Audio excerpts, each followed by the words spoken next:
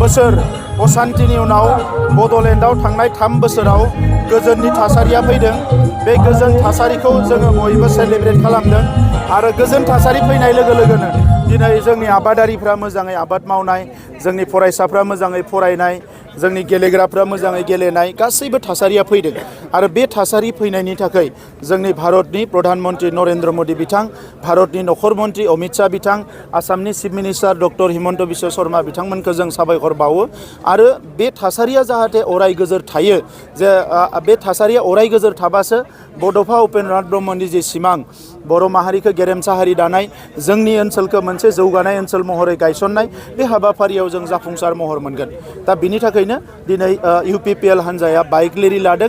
बे बाइक रेलिनि गेजेरजों जि गोजोन थासारि बेखौ मोनसे सेलेब्रेट खालामनायजों लोगोसे रायजो राजाखौ लाफानानै इयुनाव गोजोन थासारिखौ अराय गोजोर खालामनो हायो, बिनि थाखाय हाबा मावलांबाय थानो थाखाय फिन दिनै समायखिरा लानाय बे हाबाफारिखौ लादों आरो फैगौ 15 डिसेम्बराव जोंनि सरकारा 3 बोसोर जागोन। बेखिनि समाव गोबां बेबायदि हाबाफारि लानानै रायजो राजाफ्रा जाहाथे जि मोनसे गोसोआव साननाय फैदों, गोजोन फैबाय, बे गोजोन गोसोआव साननायखौ जाहाथे बिथांमोनाबो फोरमायनो चान्स मोनो, बिथांमोनाबो फोरमायनो सुजुग मोनो। बिनि थाखायनो जों बेफोर हाबाफारिनि गेजेरजों बेखौ जों खालामनो थाखाय जोङो हाबाफारिखौ लानाय जादों। BPF दोलोआ थाफानायनि मोनसे सरसा सोलिबाय थादों, बेयो माबायदि? जोंनियाव बेनि जेबो खौरां गैया।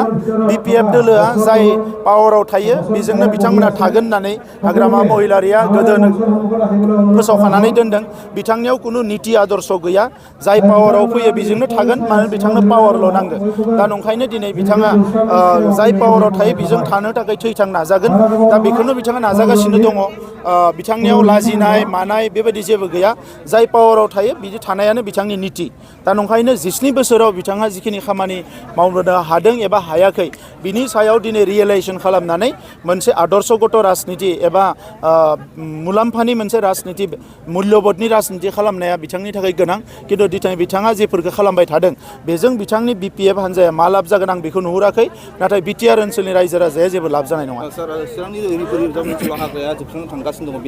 बिनि सायाव जोङो गोख्रों राहा लागोन आरो चिरां DC आरो बाक्सा जोंहा क'क्राझार DC लोगोसे DFO गासैबो लोगो नांनानै फरेस्ट बिफान, जोङो पुलिस बिफान, एडमिनिस्ट्रेसन, रायजो राजा लोगो नांनानै बे हाग्राखौ बेंनायनि थाखाय माखासे हाबाफारि जोङो थिग खालामदों आरो नैबे जोंहा कालि फुजानि उनावनो एबा दिवालीनि उनावनो बे माखासे एक्सन्सखौ जों गामियाव लानाय जागोन।